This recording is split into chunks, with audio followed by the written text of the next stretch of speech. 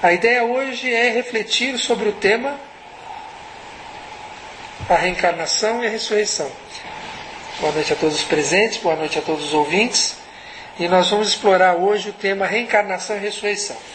Eu vou tentar fazer o máximo possível para que a gente possa não levar muito tempo nessa reflexão, embora é um tema bastante complexo e que demandaria muito tempo de reflexão. Antes de entrar propriamente no tema, eu gostaria de fazer algumas reflexões que eu acho que são importantes para o tema. A primeira dela é: qual é a coisa mais certa na vida? Essa é fácil, né? Essa é fácil. É a morte.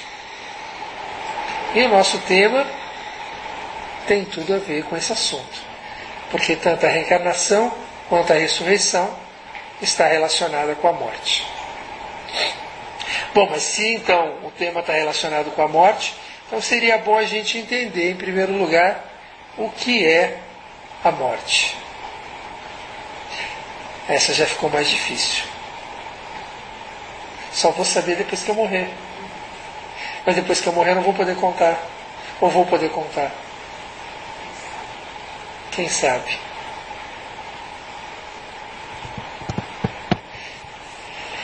O que a gente percebe com a morte? Já que a gente não pode contar o que é a morte do nosso ponto de vista, nós podemos talvez contar o que é a morte do ponto de vista do que a gente vê, do que está em volta da gente que morre. O que morre? Morrem pessoas, morrem animais, morrem plantas, carro também morre. Só que a gente dividiu. As ideias morrem. Então o que é a morte? É desagregar de alguma coisa. A morte, eu acho que é a constatação da impermanência. Porque tudo está morrendo. A partir do momento que nós nascemos, nós já estamos morrendo, mas a gente não percebe. Quando acontece o fato, a gente fala, a gente se assusta, como se aquilo tivesse acontecido do dia para a noite. E na realidade é um processo longo. E não só para os seres humanos, para os animais, para as plantas, mas para tudo. Tudo vai evoluindo, tudo vai se modificando. Tudo ou quase tudo. Eu acredito que tem coisa que é eterna. E quando a gente percebe essa impermanência, que o budismo fala muito disso, eu acho muito legal a abordagem que o budismo faz da impermanência. Quando a gente percebe a impermanência, a gente percebe que se apegar àquilo que não é eterno, se conectar ou dar importância àquilo que é perecível, nos faz sofrer. Porque a morte nos causa sofrimento. Por quê? Porque a morte é essa separação. A morte é esse momento em que você percebe de forma clara que a impermanência existe. E isso seja de qualquer coisa, seja de pessoas ou de objetos. Você pode colocar as suas fichas todas, sei lá, num objeto que você goste muito. Esse objeto não vai durar para sempre. Talvez você possa durar mais que ele. Mas ele não vai durar para sempre. Porque como tudo naturalmente está num processo de desagregação na direção da morte. Talvez exista alguma coisa que não morra. Talvez exista alguma coisa que seja sempre permanente. E talvez se a gente se apegar ou se conectar a isso que é eterno, talvez nós também sejamos eternos. É uma reflexão. Bom, e consequentemente, o que é estar vivo? É não estar morto, claro. Essa é a resposta óbvia.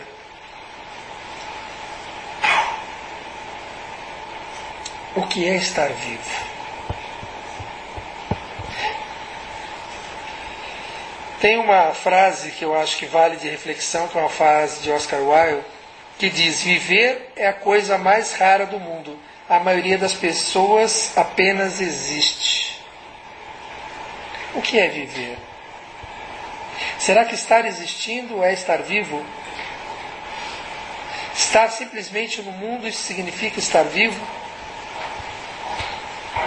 Ou será que estar vivo é estar experimentando o mundo através dos sentidos que nós temos? São 5 sentidos. Naquele momento que aquele sentido está interagindo com o que está em volta, e nessa interação você se sente vivo. Quando não há essa interação, a gente talvez esteja existindo. Mas eu não sei se a gente está vivo. A gente está vivo 24 horas por dia, presente em tudo, nas coisas? Não, né? Porque a gente fala muito sobre o processo da morte, onde a gente, naquele momento, não vai estar mais conectado a esse mundo, e a gente passa a vida desconectado desse mundo. Né? Em vez de buscar, enquanto está vivo, viver, né? Enquanto está vivo, ou dorme. Tudo bem que o sono é necessário, mas no momento que está dormindo não está interagindo com o mundo. E se por acaso estar vivo é essa interação com o mundo, talvez não esteja só existindo. Passamos parte da vida pensando sobre as coisas do passado e perdemos o presente. Ou planejando demais o futuro e perdemos o presente. E o presente é o momento mais importante. Porque quando você está presente, vivenciando aquele momento intensamente, aí você pode dizer de fato que você está vivo. Existe uma questão que se discute muito atualmente, né? Que o tempo está passando cada vez mais rápido. Por que o tempo passa cada vez mais rápido?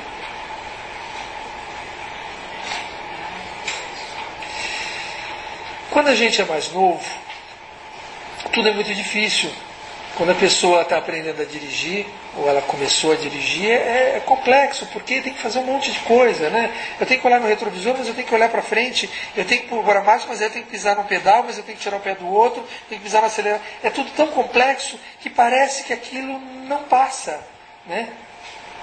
Depois de um passar de tempo que você dirige com tranquilidade, você às vezes põe a mão na marcha para saber que marcha que eu estou, que eu nem sei. E aí acontecem inclusive os acidentes, porque é como se fosse sozinho. E de repente você começou a dirigir, aí passa 1 hora, você fala: nossa, já passou 1 hora, eu nem percebi. É verdade, você nem percebeu porque você não estava vivo. Porque quando você está vivo, você percebe o tempo passar. Quando você está presente, interagindo com o mundo, você está lado a lado, junto com o tempo, percebendo esses movimentos todos. Quando você entra numa certa dormência, que você deixa as coisas acontecerem de forma descontrolada, você não percebe o tempo, parece que o tempo passa mais rápido. E quanto mais nós temos idade, mais parece que o tempo cada vez passa mais rápido. Talvez a gente possa parar o tempo, vivenciando as coisas intensamente, vivenciando cada momento de forma completa. 24 horas não dá, não há quem aguente. O ser humano não tem ainda essa capacidade de estar presente 100% em todos os locais, em todos os momentos. A gente não aguenta. Não é possível. Isso requer uma concentração muito grande, né? É difícil. Podemos não conseguir, mas podemos tentar melhorar o tempo em que a gente está presente nas coisas. Tem uma historinha que eu acho muito bacana de um rapaz que procurou um mestre porque ele queria aprender, né? Aprender coisas que os mestres sabem, aprender a sabedoria. E aí ele foi lá onde tinha o mestre, falaram para ele onde tinha o mestre, ele foi lá, chegou lá, bateu na porta, e o mestre falou: não, acho que você está enganado. Acho que não sou eu, não. Ele voltou para o vilarejo perguntando, é lá mesmo, ele foi lá, bateu de novo. Mas falou, não estou aceitando nenhum discípulo, nem adianta. Aí ele ficou escondido, vendo o que o mestre fazia todo dia. Aí via que uma das coisas que o mestre fazia todo dia era levantar e tirar a neve da porta da casa dele. E aí ele passou a ir mais cedo lá e tirar a neve da porta do mestre. E aí o mestre percebeu que a neve estava sumindo, resolveu acordar mais cedo ainda e deu um flagrante. Né? Pegou o rapaz lá tirando neve e falou, você quer trabalhar para mim? Então você pode entrar e vem trabalhar comigo. E aí ele entrou. E passou a viver com o mestre, levantava de manhã, fazia o café, tomava, plantava, colhia, né? Lavava as coisas, cozinhava. E passou um dia, passou uma semana, passou um mês, passou 2 meses, falou, está me testando, né? E foi passando o tempo e não acontecia nada, ele não aguentou. Falou, olha, mestre, eu vim aqui para desenvolver a sabedoria, para aprender, mas o que eu estou fazendo aqui é o mesmo que eu já fazia. Eu não estou vendo a diferença. Ele falou, você precisa prestar mais atenção, porque de fato é diferente e você não percebe. Eu falei, como assim? Olha, de manhã, quando eu levanto e faço café, eu faço café. Depois que eu faço café, eu tomo café. E enquanto eu tomo café, eu tomo café. Ele falou, mas e aí? Ele falou, você não. Você, quando está fazendo café, você está pensando no café que você vai tomar. Quando você está tomando café, você está pensando naquilo que você vai plantar. Você não está presente. Você não interage de forma total com as coisas. Eu acho essa história interessante, porque nós podemos desenvolver a sabedoria no dia a dia, né? O mestre não é necessariamente alguém que põe a perna atrás da cabeça e fica em pé num pé só, não necessariamente. Isso tudo e todas essas práticas servem para quê? Servem para que a pessoa aprenda a ter controle sobre si mesmo, controle sobre o que está em volta. E o que fazer com esse controle? Viver. Viver de forma intensa, de forma presente. Porque na medida que você está presente completamente com todos os seus sentidos, você começa a encontrar a unidade em todas as coisas. Porque você e aquela coisa que você interage, você começa a ser uno com ela. Você não faz aquilo pensando em outra coisa, você faz aquilo como um ato sagrado. Veja a cerimônia do chá, né, japonesa. Só toma um chá, põe um chá e toma. Do ponto de vista de ingerir chá, talvez. Mas para que se faz daquele jeito? Qual o objetivo?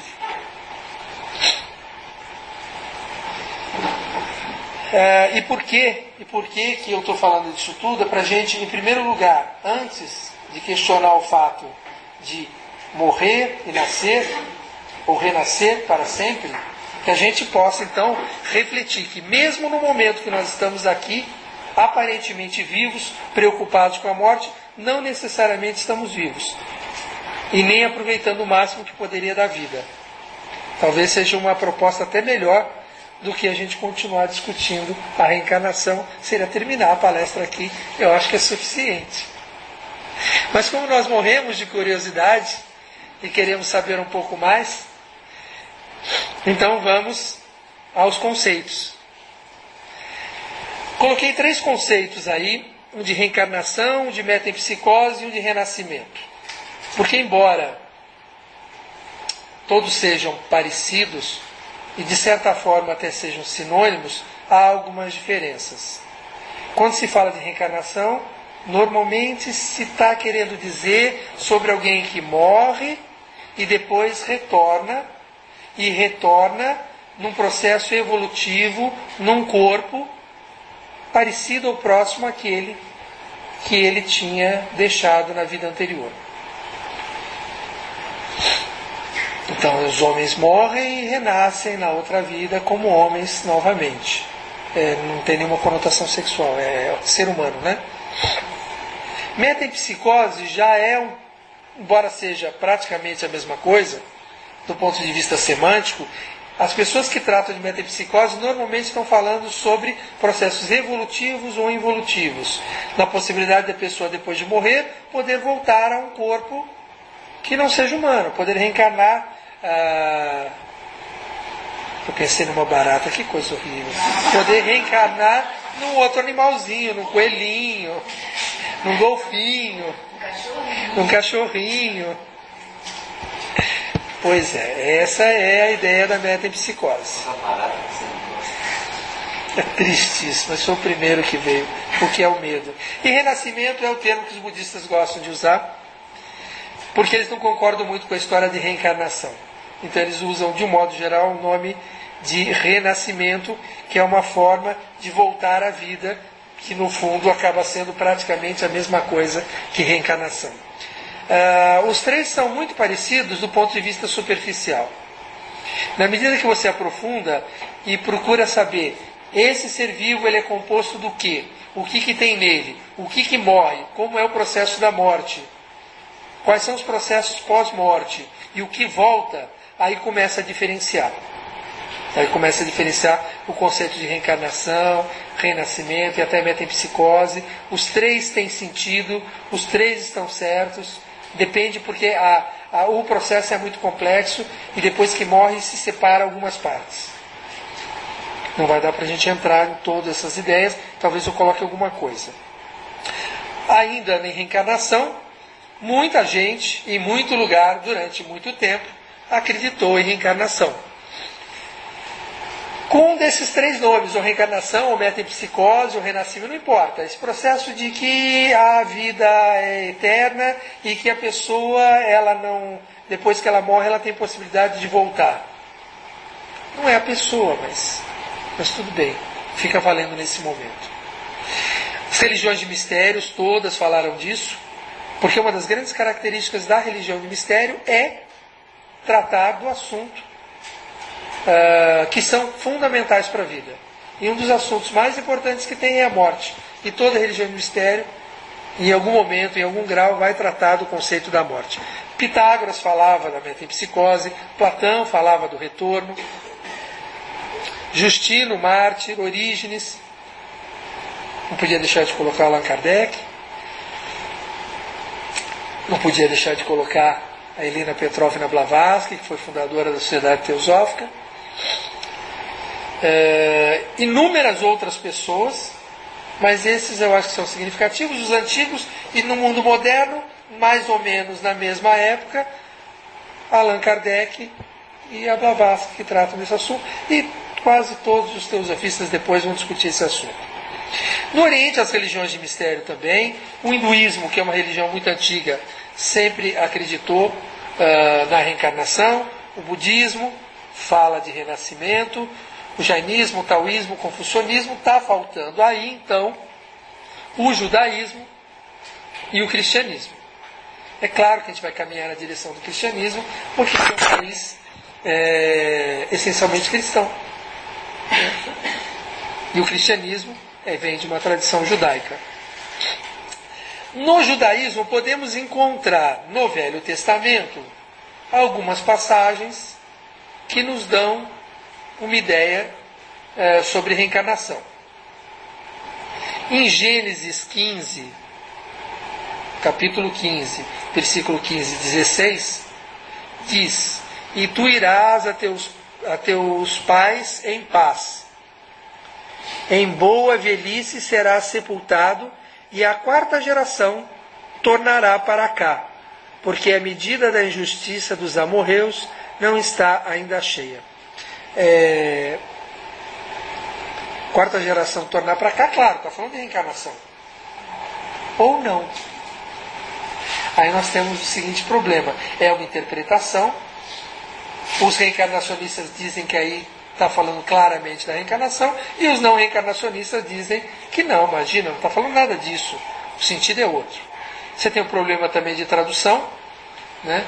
As palavras, tanto no hebraico quanto as palavras depois no grego, no Novo Testamento, que tratam de reencarnação, elas acabam recebendo uma tradução, às vezes de ressurreição, e às vezes outra tradução, de forma que dificulta muito que a gente encontre claramente uma citação sobre reencarnação, porque na tradução você já tem o texto alterado.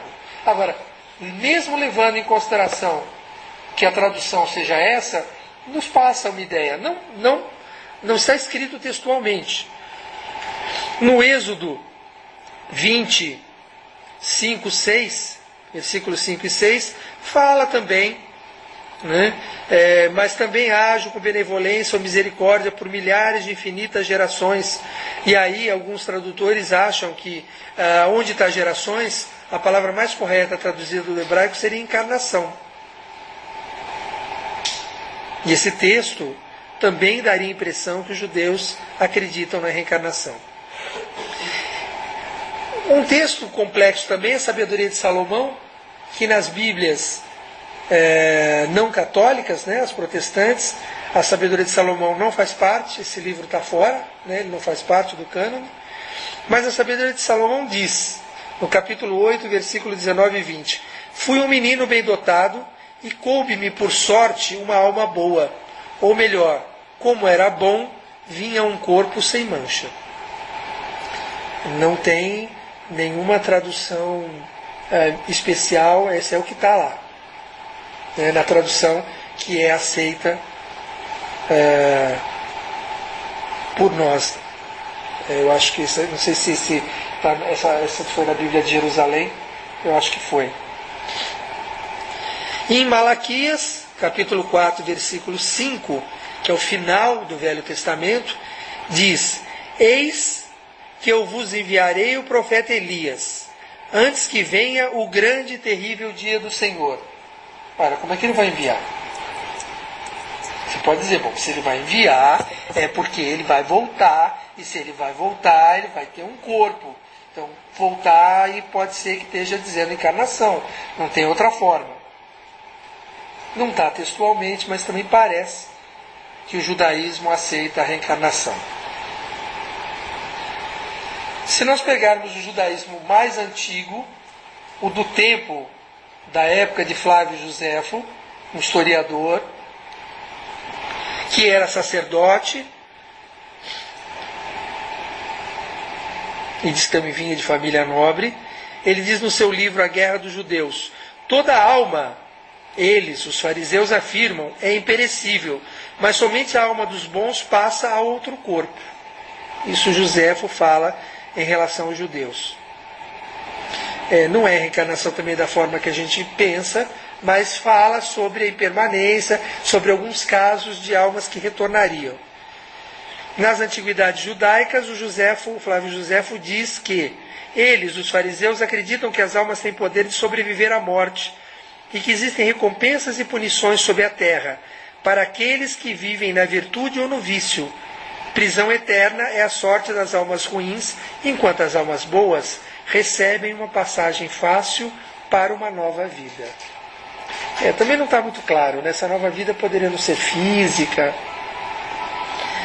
História dos Hebreus, ele diz: não sabeis que ele difunde suas bênçãos sobre a posteridade daqueles que, por ter chamado para junto de si, entregam em suas mãos a vida, que segundo as leis da natureza ele lhes deu, e que suas almas voam puras para o céu, para lá viverem felizes e voltar, no correr dos séculos, animar corpos que sejam puros como elas, e que ao invés, as almas dos ímpios, que, por uma loucura criminosa, dão a morte a si mesmos,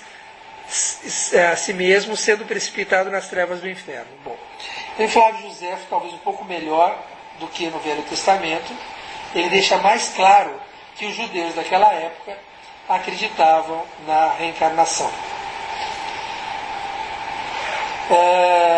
Nós sabemos também que na Idade Média, os neocabalistas, alguns cabalistas e os neocabalistas, aceitam a reencarnação. Embora não seja um assunto discutido, como é discutido, por exemplo, entre os espíritas, onde a sua doutrina se fundamenta muito nesse conceito, o judaísmo sim. A grande maioria das correntes judaicas acreditam na reencarnação. Muitos rabinos acreditam na reencarnação. Os de origem mais moderna, os neocabalistas, com certeza.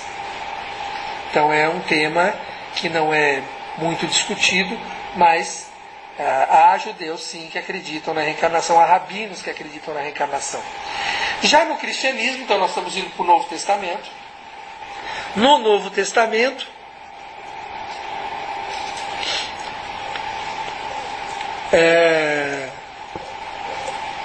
Aqui está repetido aquela citação do Velho Testamento, da sabedoria. Tem também no Novo Testamento, João 9, capítulo 9, versículo 2, e seus discípulos lhes perguntaram, dizendo: Rabi, quem pecou? Estes ou seus pais, para que nasceste cego? Jesus respondeu: nem ele pecou, nem seus pais, mas foi assim para que manifestasse nele as obras de Deus. Nesse versículo Jesus dá uma resposta evasiva, diz que não foi ele, naquele sentido, daquela pessoa que estava ali, nem os pais dele, mas teria sido então quem? Ele deixa isso em aberto. Você poderia ter a leitura aí dizendo que seria ele numa outra vida, quando ele não era ele. É claro que os não reencarnacionistas não vão concordar com isso, vai dizer que a gente está viajando. Repetir aqui o Velho Testamento de Malaquias, porque vai reaparecer em Mateus 11, 13 e 15, quando se fala sobre João Batista, porque todos os profetas e a lei profetizam até João, e se quereis dar crédito, é este Elias que havia de vir. Quem tem ouvidos para ouvir, que ouça. E em Mateus 17, versículo 12 e 13, se fala novamente de Elias, dizendo que Batista era Elias. Então eu só coloquei aí novamente o texto de Malaquias e esses dois textos de Mateus, para mostrar que se cumpre, Jesus atribui que foi cumprida a profecia do retorno de Elias com João Batista, portanto, num processo de reencarnação. Se no Velho Testamento estava ruim de ter certeza como aconteceria, tudo indica que Jesus afirma isso. Claro que as pessoas que não concordam com a reencarnação vão dizer que não. É que ele estava querendo dizer, é ótimo, porque eu também estou dizendo o que ele estava querendo dizer. Fica o meu querendo com o do outro querendo. Ele estava querendo dizer que Elias era como, que Batista era como era Elias, tão forte como Elias, tão sábio como Elias, que isso aí não tá, é uma forma metafórica de dizer que Elias voltou. Bom, tudo bem. Tudo bem. Né? Aí não vai chegar a nenhuma conclusão, porque não está escrito nem no Velho Testamento, nem no Novo Testamento textualmente isso. O que nós temos é que os povos anteriores todos acreditavam. Temos muitos indícios no judaísmo e muitos indícios no cristianismo. Há um momento em que o cristianismo faz questão de que o entendimento não seja esse, para não deixar dúvida nenhuma que reencarnação não existe. Nós temos aqui uma citação de Enéas de Gaza em 518, ou seja, bem antes do Concílio de Constantinopla, que é onde todo mundo diz que ali a igreja enterrou a reencarnação, ou seja, bem antes do Concílio de Constantinopla, em 553, em 518 Enéas diz: quando castigo meu filho ou meu servo, antes de lhe infligir a punição, repito-lhe várias vezes o motivo pelo qual o castigo. E recomendo-lhe que não o esqueça, para que não recaia na mesma falta. Sendo assim, Deus, que estipula os supremos castigos, não haveria de esclarecer os culpados a respeito do motivo pelo qual ele os castiga? Haveria de lhes subtrair a recordação de suas faltas, dando-lhes ao mesmo tempo a experimentar muito vivamente as suas penas? Para que serviria o castigo se não fosse acompanhado da recordação da culpa? Só contribuiria para irritar o réu e levá-lo à demência. Uma tal vítima não teria o direito de acusar o seu juiz por ser punida, sem ter consciência de haver cometido alguma falta? Isso o Enéas de Gaza fala no diálogo sobre a imortalidade da alma e a ressurreição. Eu acho que Enéas está completamente certo.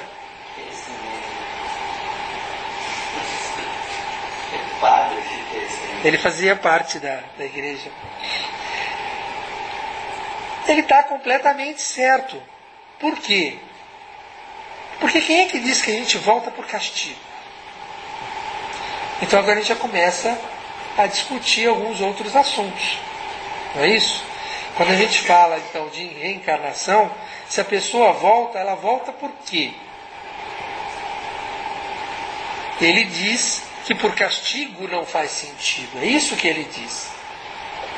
A leitura que se faz daí é que ele está claramente dizendo que reencarnação não existe. Mas isso é a mania que as pessoas têm de falar daquilo que ela não conhece. Toda vez que você fala daquilo que você não conhece, você pode falar bobagem. Se ele conhecesse qual é o processo de reencarnação, ele perceberia que essas frases dele aí não têm sentido, porque as pessoas não voltam por castigo. Porque a vida é eterna e ela é um contínuo. E as pessoas, o que elas fazem é que apontam na direção do que vem a seguir. As pessoas, quando caminham na direção de um poste, se não for aberto os olhos dela, para que ela perceba que está indo na direção de um poste, ela fatalmente vai bater no poste. Eu pergunto, bater a cabeça no poste foi um castigo? Talvez, se a gente considerar que é um castigo pela ignorância ou pela cegueira, talvez. Mas não é um castigo no conceito do castigo que se pensava na época de um Deus que castiga. Então, embora o texto seja um texto contra a reencarnação, eu não vejo nenhum problema nele, porque ele não contraria em nada o que é o processo da reencarnação. Depois, em 543, existe um patriarca em Constantinopla, na época do Papa Virgílio, o patriarca Menas. Ele reuniu o Sínodo Permanente, veja, isso aí é 10 anos antes do Concílio de Constantinopla. Vamos tentar situar a história como é que está naquele momento. Roma caiu. Roma cai em 476. Roma caiu. Roma estava dividido entre a parte ocidental e oriental. A parte ocidental caiu.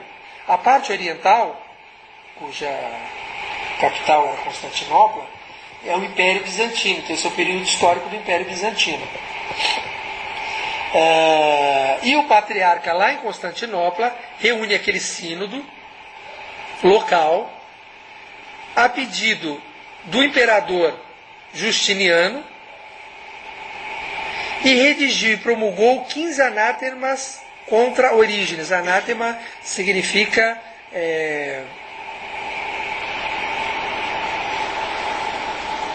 condenação, né? Acreditar nisso, você está excomungado. Contra Orígenes. O Papa Virgílio e os demais patriarcas deram sua aprovação a esses anátemas. E desses anátemas, os 4 primeiros são. Então eu vou ler esses 4 primeiros. Qual é o caso de Orígenes? Orígenes, ele nasce em 185 e morre em 253. Orígenes, ele vive um momento da igreja onde está se formando os primeiros conceitos teológicos. Orígenes tem lá as suas ideias do que seria a vida e a morte, as suas interpretações sobre os evangelhos. Orígenes é o primeiro padre da igreja a se referir à Bíblia como Bíblia a gente conhece hoje, né, como um conjunto de livros. Ou seja, nessa época esses livros já estão mais ou menos organizados. Ele tem textos sobre homilias de alguns evangelistas, de Mateus, e não sei se o outro é Lucas ou Marcos, não me lembro.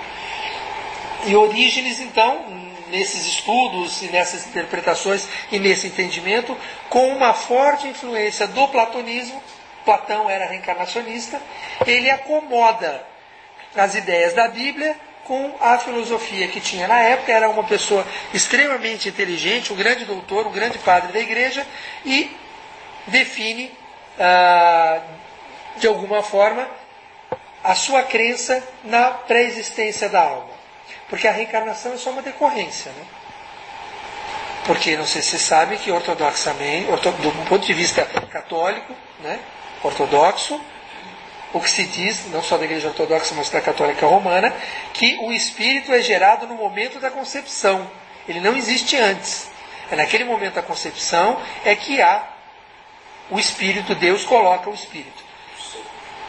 Por isso, toda a problemática do aborto. Porque Deus acabou de criar uma alma no ato da concepção. E o aborto, então, seria um assassinato. Desse ponto de vista, é verdade. Talvez se conhecesse melhor como funciona o processo de reencarnação, se eles conseguissem ver todo o processo, como funciona, talvez falassem um pouco diferente. Bom, mas também a palestra não é sobre isso. Assim como se leva 9 meses para nascer, há uma formação do corpo que leva 9 meses, a alma, ao ser criada e se aproximar do corpo, também leva algum tempo. Mas, de qualquer forma, o problema com Orígenes era o problema da preexistência da alma, que não se aceitava isso, principalmente na Igreja Oriental, que é de quem a gente está falando nesse momento, que é Constantinopla, onde eles se reúnem e criam essas condenações. Dizem que Orígenes, quando criou essas ideias dele, estava se formando o conceito da teologia, que mais tarde algumas coisas foram aproveitadas e outras não. É isso que diz a Igreja. Embora considere Orígenes um padre importante da Igreja, mas que nem todas as suas ideias estavam corretas. Que a teologia depois compreendeu diferente essas questões. Mas os seguidores de Orígenes, porque olha, nós estamos em 543, Orígenes morreu em 253. Os seguidores de Orígenes começam a ter Orígenes de uma forma dogmática. Tudo aquilo que Orígenes disse era a mais pura verdade. Talvez, não sei, talvez já não tivessem tanta competência como tinha Orígenes, não só na articulação mental, como na discussão, a ponto de defender as suas ideias.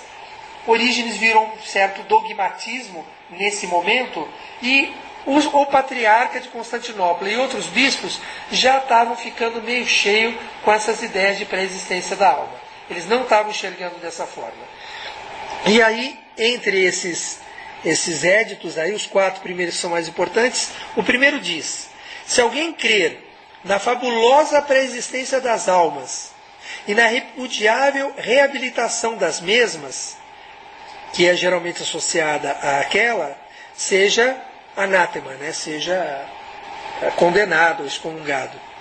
Se alguém disser que os espíritos racionais foram todos criados independentemente da matéria e alheios ao corpo, e que vários deles rejeitaram a visão de Deus, entregando-se a atos ilícitos, cada qual seguindo suas más inclinações, de modo que foram unidos a corpos, uns mais, outros menos perfeitos, seja excomungado. Porque é assim, vamos tentar entender a linha de raciocínio, daqueles que condenam. Deus cria. Quando ele cria, vamos supor que ele não cria no ato da concepção, ele criou antes. Se ele criou antes, ele criou perfeito. Se ele criou perfeito, ele não tem por que encarnar. Para ele poder encarnar, então, ele deveria fazer alguma coisa, cometer um ato qualquer, ilícito, lá no céu, para conseguir ser expulso da visão de Deus, ser rejeitado e vir para o corpo. Isso é um absurdo. Eu concordo. Isso é um absurdo. Não funciona assim. Se alguém disser que o Sol, a Lua e as estrelas pertencem ao conjunto dos seres racionais e que se tornam o que eles hoje são, por se terem voltado para o mal, seja anátema. Quer dizer, se você considera que o Sol e a Lua estão encarnados nesse corpo e distantes de Deus,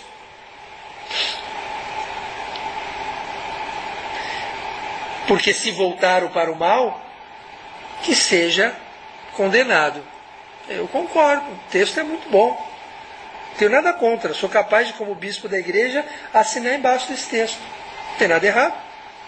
Tudo que fala que é tanta bobagem, que realmente quem pensar essas bobagens, que seja excomungado mesmo.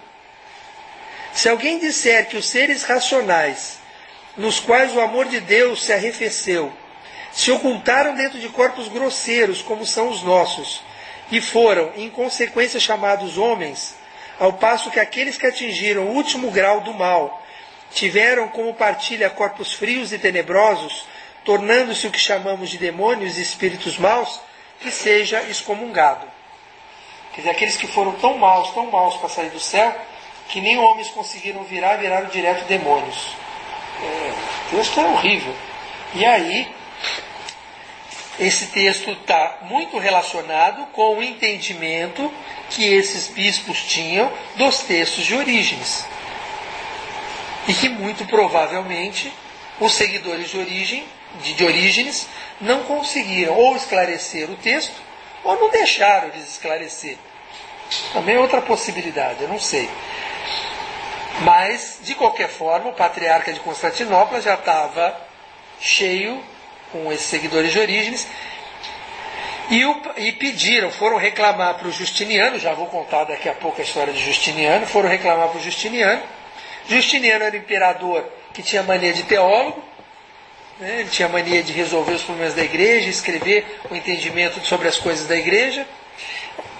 Ele tentou, Justiniano, muitas vezes acalmar as disputas na igreja, porque havia uma proximidade muito grande entre o império e a igreja. A igreja era praticamente, na época de Justiniano, um departamento do império. O próprio imperador é que designava os bispos, pelo menos dentro do Império Bizantino, né?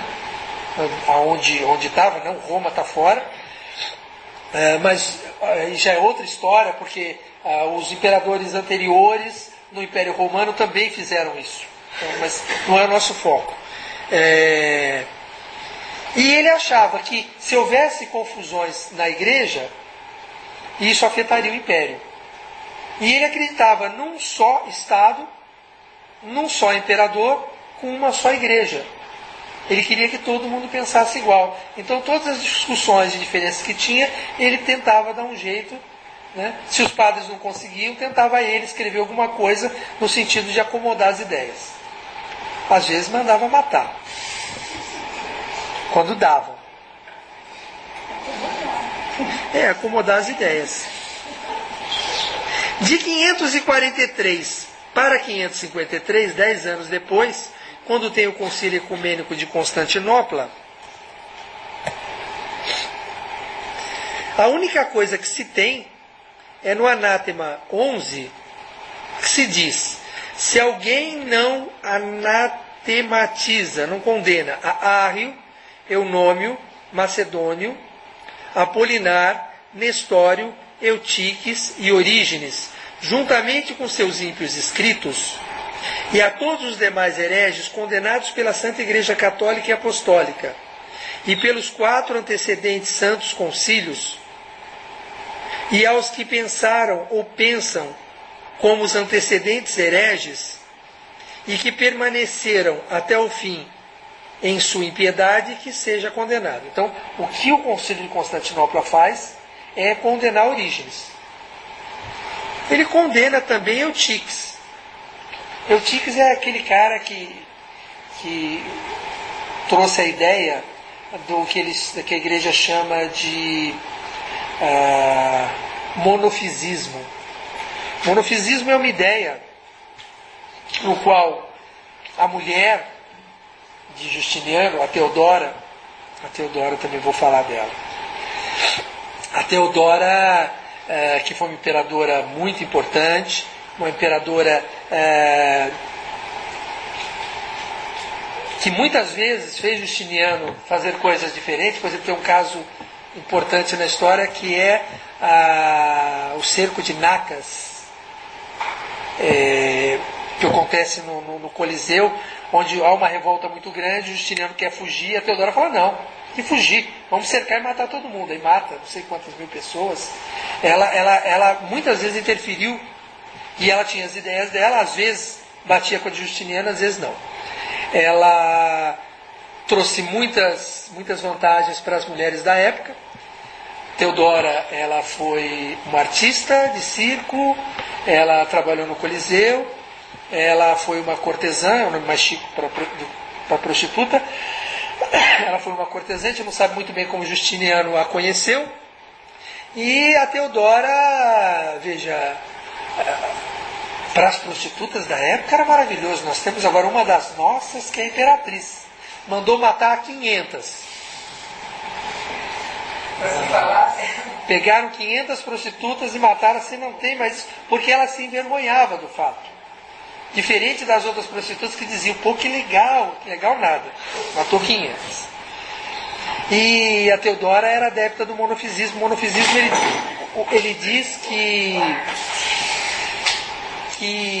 em Jesus Cristo existe apenas uma personalidade, que é a divina. A igreja condena isso, e isso é um grande problema. Ainda bem que foi condenado, porque se Jesus Cristo, ele não tem, porque a igreja acredita que Jesus Cristo, ele tem uma só pessoa e duas naturezas, uma natureza humana e uma natureza divina. Essa é a atual definição, que eu acho que é bastante aceitável, que Jesus Cristo é uma pessoa que tem uma natureza humana e uma natureza divina. O monofisismo dizia que ele não tinha natureza humana, ele só tinha natureza divina, e houve vários outros hereges que disseram diferente. Houve o caso do arianismo, o nestorianismo, que diziam que havia duas pessoas, uma pessoa humana e uma pessoa divina, e não uma só pessoa com duas naturezas. Olha, o que deu de confusão, que morreu de gente por causa desses detalhes nessa história é bastante grande. Mas no caso da Teodora, ela era a favor dos monofisistas, e os monofisistas, eles acreditavam que havia só a natureza divina. O problema de haver só a natureza divina é que a gente não consegue cumprir o que está na Bíblia quando diz que o homem pode atingir a perfeição, a plena estatura do Cristo. Se separa Jesus Cristo da humanidade como quase um extraterrestre, em que não tem nada a ver com a humanidade. E aí nós estamos condenados.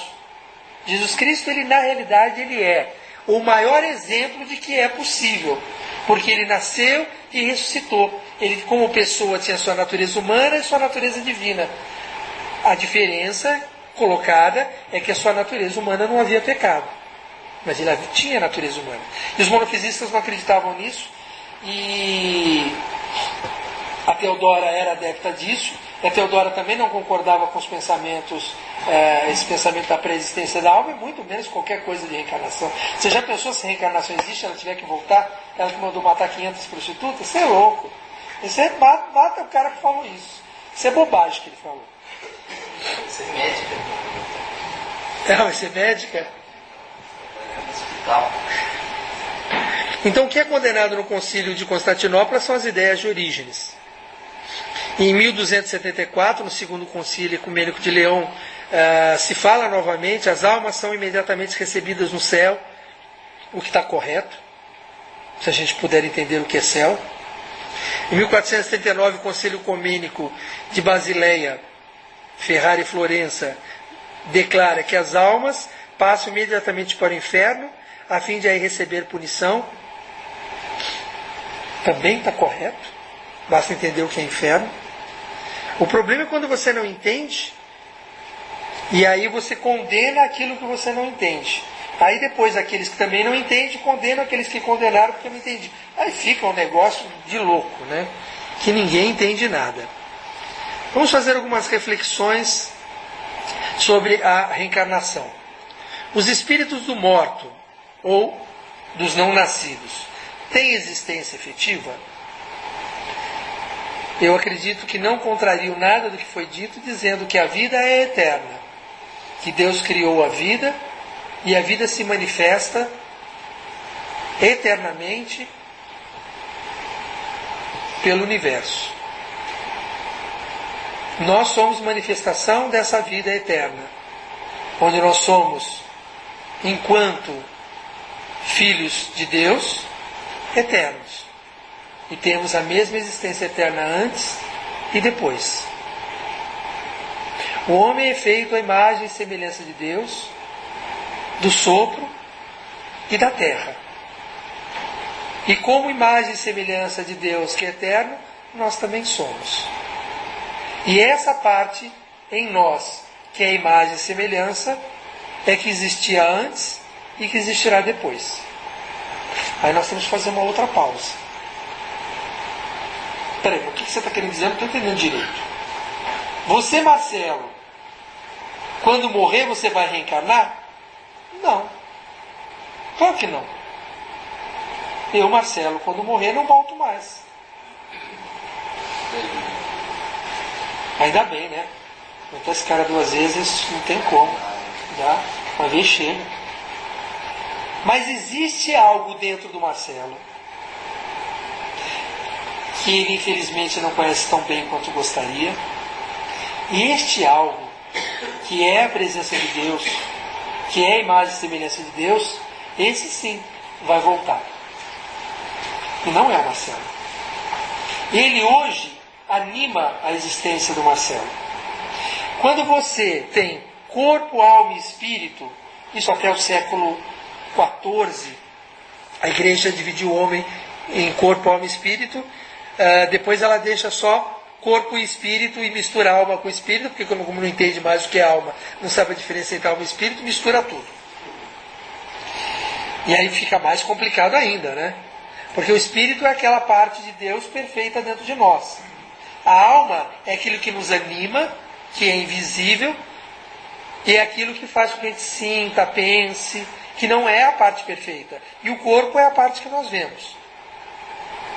Quer dizer, se alma e espírito misturou, e hoje só existe corpo e espírito, embora São Paulo fale de corpo material, corpo espiritual e de vida, mas se você mistura tudo, você tem vários problemas teológicos. Por exemplo, se eu peco, pergunta, quem peca? Você. Não, mas quem em mim peca? Claro que sou eu, se eu peco, quem peca sou eu. Quem peca em mim?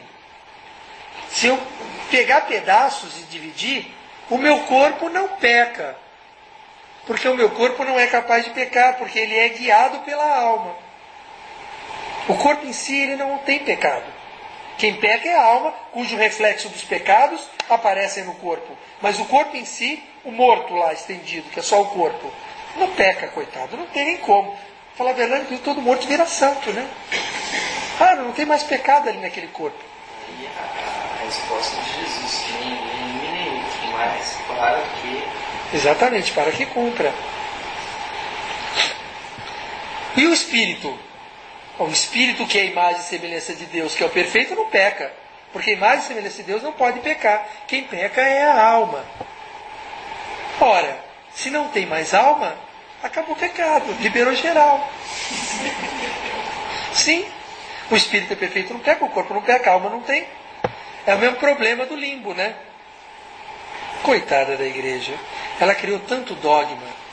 Esses dogmas criaram um emaranhado de pensamentos teológicos que deixam ela numa saia justa, de forma que cada vez que ela vai mexer numa pedra, ela complica outras. Não tem como mexer mais, não dá. Ou você faz uma revisão completa, né? Uma revisão completa, como estou querendo fazer na parte previdenciária, como é que chama? Como é que o pessoal chama? Faz uma reforma previdenciária completa, ou não dá. Porque, ou deixa como está, porque você vai mexer, sempre faz bobagem. O limbo. Limbo não existe mais. Chegaram à conclusão que o limbo não existe. Bom, você morre. É engraçado de chegar à conclusão, né? Depois de 2000 anos, chegaram à conclusão. O limbo, a pessoa morre. Quando ela morre, ela vai para o céu ou para o inferno? Não sei. Não tem que ter um julgamento antes? Ora, se Jesus vai voltar para julgar os vivos e os mortos, não teve julgamento. Se não tem julgamento, ou você fica esperando no limbo, não vai. O céu está vazio, o inferno está vazio, esperando julgamento. Ora, não tem limbo, onde é que eu fico? Pode ir no máximo para o purgatório, né? Fica na palestra sobre o céu, né? Aquela famosa. O pessoal costuma dizer que teosofista, quando morre, se chegar no céu e tiver assim uma placa, para a direita, céu, para a esquerda, palestra sobre céu, todo teosofista vai para a esquerda. E o céu que nada, vamos discutir o assunto que é mais legal. Mas é característica nossa. Mas, na realidade, isso é brincadeira, mas significa que é um emaranhado de conceitos que não é tão simples. Quando o pessoal critica a igreja ou pressiona para que ela se pronuncie, toda pronúncia tem que estar amarrada com todo o resto. Porque se ela for desmanchar tudo, ela vai ter outro problema, né? Quando ela chega para o Galileu e diz que ele está perdoado, que ele não cometeu erro nenhum, aí todo mundo critica. Tá vendo? Aí errou. Diz que não erra, é infalível, aí errou. Agora, se não perdoa Galileu, não, tá vendo? Condena o cara. Quer dizer, não adianta. A igreja fica numa situação muito difícil. O cara se mete no personagem, né? Principalmente quando se mete nas coisas que não são espirituais, mas isso já é um outro caso.